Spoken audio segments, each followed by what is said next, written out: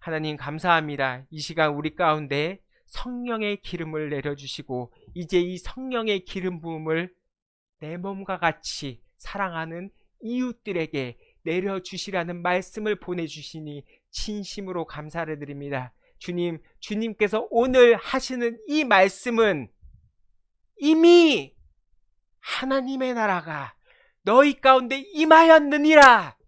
그 말씀을 전해주고 싶으셔서, 가르쳐주고 싶으셔서, 지시하고 싶으셔서 우리 가운데 이 시간 이 말씀을 보내셨는 줄로 믿습니다. 그리하여 우리를 통해서 가난한 자들이 복음을 듣게 하시고 우리를 통해서 나를 보내셔서 포로된 자들에게 자유를 느끼게 하여 주시고 이제 주님을 아직 알지 못하는 눈먼 자들에게 다시 주님을 보게 하는 그렇게 첨바하는 마음을 우리 가운데 더하여 주시옵소서. 예수님의 이름으로 기도드렸습니다. 아멘. 오늘 받으신 말씀은 요한복음 3장 5절 말씀입니다. 신약성경 146페이지 요한복음 3장 5절 말씀입니다. 다 같이 합독하시겠습니다. 예수께서 대답하시되 진실로 진실로 내게 이르노니 사람이 물과 성령으로 나지 아니하면 하나님 나라에 들어갈 수 없느니라. 아멘. 네, 오늘은 우리가 이 물과 성령으로 거듭남이라는 이 주제를 가지고 잠시 이야기를 나눠보려고 합니다. 오늘 본문 말씀에서는요, 사람이 물과 성령으로 거듭나지 아니하면 이라고 이렇게 시작하면서 단연코 하나님의 나라에 들어갈 수 없다라고 그렇게 기록을 하고 있습니다. 즉 물이신 이 성령 세례를 입지 않으면 거듭날 수가 없다라는 뜻입니다. 그리고 이 세례는요, 이 죄를 씻는다라는 그러한 의미를 가지고 있지만 이 거듭난다라는 이 표현으로 비추어 볼 때에는요, 씻는다라는 의미보다 죄에서 해방된다라는 이 의미가 더 가깝다고 생각합니다. 그렇다면 이 죄는 무엇일까요? 로마서 5장 12절의 말씀으로 이 죄를 한번 살펴보면요, 한 사람으로부터 죄가 세상에 들어왔대요. 그리고 그 한 사람이 지었던 죄는 하나님의 말씀에 불순종한 모습이었어요. 그렇죠. 그리고 결국 그 죄로 말미암아 뭐가 찾아오게 되었죠? 사망이라는 죄가 찾아오게 되었고 그 사망은 이제 모든 사람에게 이르게 되었다라고 그렇게 기록을 하고 있습니다. 또 성경은요, 가인이 동생 아벨을 시기하는 모습과 이 살인하는 모습을 기록하면서 그때부터 비로소 죄라는 단어를 사용하기 시작해요. 이러한 의미로 한번 비춰볼 때요, 또 죄는 하나님의 말씀에 불순종하는 것이 죄고요, 가인과 아벨을 시기하는 모습부터 이 죄라는 단어를 성경이 사용하기 시작했다면 이웃을 내 몸과 같이 생각하지 않는 것 또한 이제 죄가 시작되는 모습이라고 성경은 우리에게 알려주고 있는 것입니다. 그리고 이 죄에는요, 반드시 무엇이 있냐면 대가라는 것이 있다라고 성경은 우리에게 가르쳐주고 있는데, 이번에 로마서 6장 23절의 말씀입니다. 우리 같이 봉독해 보도록 하겠습니다. 같이 읽겠습니다. 죄의 삭은 하나님의 은사는 그리스도 예수 안에서 영생이니라. 아멘. 즉 죄는 반드시 이 사망이라는 대가가 있다라는 뜻을 오늘 우리에게 알려주고 있는 것입니다. 이처럼요, 우리가 하루를 살아가면서 마음이 힘들 때가 있어요. 또 이렇게 어려움이 찾아오는 원인의 시작은요, 어쩌면 우리의 생각과 행동이 지금 하나님을 벗어난 이 행동과 생각을 하고 있기 때문에 그로 인해서 우리의 생각과 마음을 상하게 하는 이 사망이라는 죄가 찾아오고 더 크게는 이제 행동으로 나타나게 되는 거예요. 그래서 우리에게 발생되고 있는지도 모른다라는 생각을 이번 주에 좀 이렇게 하곤 했는데, 이렇든 우리가 죄를 짓게 되면요, 그에 따른 대가가 있다는 사실을 우리에게 분명히 알려주고 있는 것입니다. 그러나 이 세상에서 우리가 죄를 이기면서 살아가는 삶은 결코 쉬운 일 아닐 거예요. 더욱이 오늘 말씀처럼요, 이웃을 내 몸과 같이 생각하는 것이 죄다라고 이렇게 표현을 하면요, 그 죄를 이기면서 살아가는 것은 어쩌면 불가능한지도 모르겠습니다. 그래서요, 이 성경은 오늘 본문 말씀을 통해서 죄를 이길 수 있는 유일한 방법을 알려주고 있는 거예요. 뭐라고 하고 있죠? 거듭나지 아니하면 바로 거듭나는 것이라고 말씀하고 계시는데, 바로 사람은요, 오직 물과 성령으로 다시 태어나야 된다라고 이렇게 말씀하고 계시는 것입니다. 여러분께서는 다 이 세례를 받으신 줄로 믿습니다. 그 당시 때 물 세례를 받으셨던 그때를 다 기억하십니까? 아마 당시 세례를 주셨던 목사님께서는 이러한 몇 가지 질문을 하셨을 것입니다. 제가 한번 이 질문을 해볼 테니까 한번 내라고 화답을 해보십시오. 성도님께서는 이제부터 자신의 죄된 생활을 버릴 것과 천지 만물을 창조하시고 홀로 주장하시는 하나님을 벗어나지 않으며 섬기기를 결단하시겠습니까? 또 성도님께서는 주는 그리스도시요 살아계신 하나님의 아들이심을 믿어 하나님의 나라에 거하는 삶을 살기를 결단하시겠습니까? 세 번째로, 성도님께서는 하나님의 말씀인 성경을 힘써 배우고 그 말씀 앞에 온전히 자신을 맡기실 것을 결단하시겠습니까? 마지막입니다. 성도님께서는 이 땅 위에 하나님의 나라를 번성시키시고 주님의 나라를 위해서 기도하며 주님께 영광된 삶을 살아가시는 성도님이 되시기를 결단하시겠습니까? 이렇게 아마 몇 가지의 질문들을 이 목사님께서 하셨을 거예요. 그리고 우리는 이러한 질문에 네라는 이 결단으로 화답을 하셨을 것입니다. 그러나 오늘 우리의 모습을 통해서 이 네 가지의 질문에 대한 거듭남이 이루어졌는지 우리를 돌아보는 시간을 오늘 우리는 가져봐야 할 것입니다. 바로 이 물세례의 예식은요, 이 질문들에 관한 우리의 삶의 변화를 이야기하는 거예요. 근데 이는 곧 우리의 능으로 할 수 없기 때문에 성령께서 우리 가운데 찾아오셔서 거듭난 삶을 영위하게 하시는 것이기 때문입니다. 그리고 그렇게 성령을 소유한 성도들의 모습은요, 이제 이러한 일들이 표적으로 나타난대요. 성경은 이렇게 기록합니다. 마태복음 3장 16절 그리고 17절의 말씀을 우리 같이 합독해 보도록 하겠습니다. 제가 16절, 여러분께서 17절의 말씀을 봉독해 주십시오. 올려주십시오. 예수께서 세례를 받으시고 곧 물에서 올라오실 때 하늘이 열리고 하나님의 성령이 비둘기같이 내려 자기 위에 임하심을 보시더니, 여러분께서 읽어주십시오.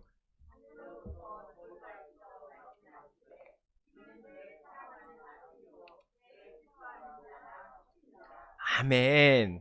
바로 성령께서 세례를 받은 성도들 머리 위에 있어 하늘로부터 들려주시는 음성을 듣는 성령의 지시가 있어요. 누가복음 2장 26절 말씀 뒤로 띄워주십시오.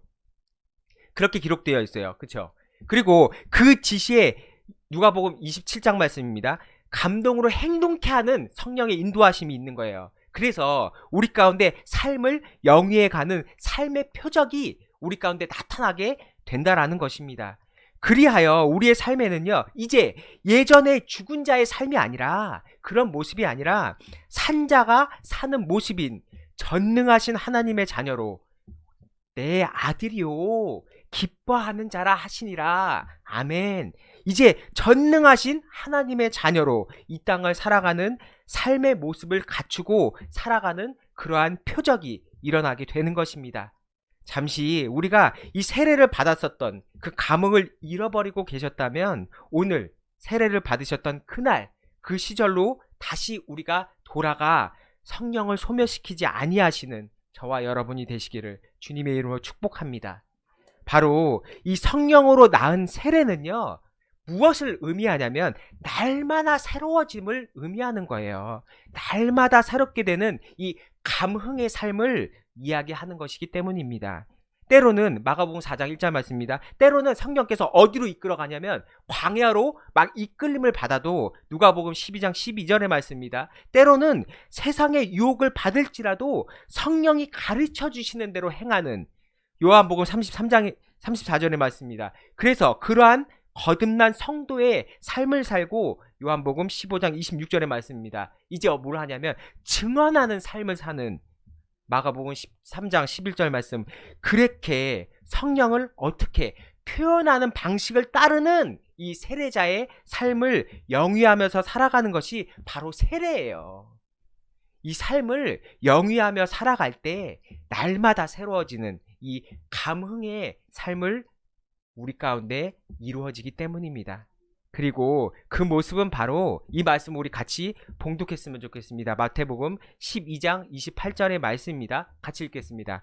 그러나 내가 하나님의 성령을 힘입어서 귀신을 쫓아내는 것이면 아멘, 아멘. 바로 이 하나님의 나라를 우리는 이제 성령에 힘입어서 귀신을 쫓아내는 것이면 하나님의 나라가 이미 너에게 임하는 하나님의 나라를 앞당겨 사는 이 거듭난 성도들이 누려야 될 축복, 바로 그 모습인 거예요. 조금 전 우리가 이 함께 봉독했던 로마서 6장 23절의 말씀은요, 바로 죄는 뭐라고 써있죠? 반드시 죄 삭이 있어요. 그런데 하늘로부터 들려주시는 음성을 듣고 따르는 이 세례자의 삶에는요, 뭐만 있는 줄 아세요? 평강과 희락이 존재한 하나님의 나라가 이미 임해진 삶을 산다라는 것을 의미하는 거예요. 제가 오늘 아까 우리 권사님께서 대표기도 하시는데 오늘 설교할 필요가 없겠다. 그냥 처음부터 끝까지 그냥 설교를 하시는구나. 네, 대표 기도를 하시는데 처음부터 끝까지 오늘 말씀을 다 이렇게 설교로 다 먼저 하시더라고요. 아멘. 바로 이 모습이 물이신 성령으로 거듭난 이 성도의 모습인 줄로 믿습니다. 사랑하는 성도 여러분, 구원은요, 예수님을 믿었다라는 이 과거형으로 구원이 이루어지지 않아요.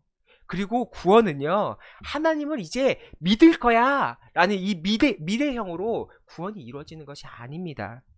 구원은요, 예수님을 믿음으로 말미암는, 즉 예수님을 믿는 믿음 안에서 지금 거하고 있는, 즉 현재 진행형일 때 구원함이 이루어지는 것처럼 세례를 받았었고 성령 체험을 했었다라는 그러한 세례자의 모습은요, 거듭난 성도의 모습이 아니라는 거예요. 그리고 하나님 안에 거하는 사람은요, 이제 성령의 지시를 받게 돼요. 그리고 들었었고가 아닌 지금 듣고 지금 그 지시를 받을 때 감흥의 삶을 살고 이제 이미 하나님의 나라가 임한 삶을 사는 그 구원이 우리 가운데 영이 된다라는 것입니다. 마지막으로 물과 성령으로 거듭난 자는요, 이제 하나님의 왕국을 사모하게 돼요.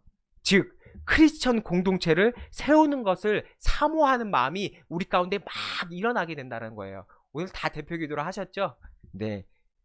그리고 이 사모함이 이웃을 내 몸과 같이 사랑하는 그 사랑하는 마음인 줄로 믿습니다.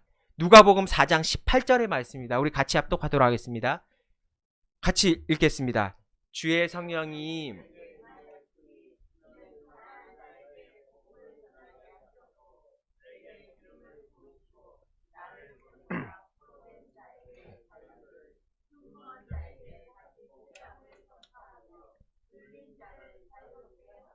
아멘. 뭐 때문에 기름을 부으셨다고요? 가난한 자에게 복음을 전하게 하시려고 기름을 부으셨대요. 나를 왜 보내셨다고요? 포로된 자들에게 자유를 주시려고 성령의 기름 부음을 부어주신 거예요. 또 뭐 때문에요? 눈먼 자에게 다시 보게 함을 전파하게 하시려고 우리에게 바로 기름을 부어주신 거예요. 즉 심령이 가난한 자들을 보면 이제 내가 받은 이 사랑으로 채우고 싶은 마음이 막 내 가운데 막 채워지는 거예요. 그리고 억눌린 자들을 보면 내가 받은 이 자유함을 누리게 해주고 싶은 마음이, 그 사모함이 우리 가운데 올라오게 되는 거예요.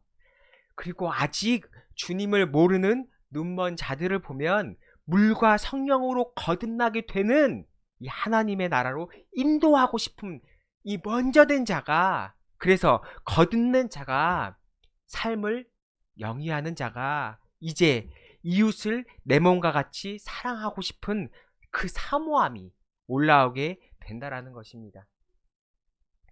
2020년 현재 우리는요, 이 코로나19라는 이 바이러스로 인해서 얼마나 많은 사람들이 지금 어려움을 호소하고 있습니까? 바로 이때 가난한 자에게 내가 받은 사랑을 채워줘야 돼요. 억눌린 자들에게요, 내가 받은 자유를 전해줘야 하는 거예요. 아직 주님을 모르는 분들에게 물과 성령으로 거듭날 수 있는, 그래서 그들도 이미 하나님의 나라를 앞당겨 사는 삶을 살게 해주고 싶기 위해서 먼저 된 우리에게 지금 기름을 부어주신 것입니다. 성령을 소멸시키지 않으시는 저와 여러분이 되시기를 주님의 이름으로 축원드립니다. 만약 성령을 우리가 소멸시켜야 되는 단 하나의 이유가 있다면요, 나에게 부어주신 그 성령의 기름 부음이 소멸되는 것이 아니라 이웃들에게 흘러 내려갈 수 있도록, 그래서 우리는 이제 예전에 받았던 그 은사가 아니라 날마다 성령께서 부어주시는 새 부대의 새 기름을 공급받을 수 있도록 우리는 심령이 가난한 자들에게, 어둠에 묶여 억눌려 있는 자들에게 내가 받은 이 성령의 은사들을 흘려 내려 주어야 하는 것입니다.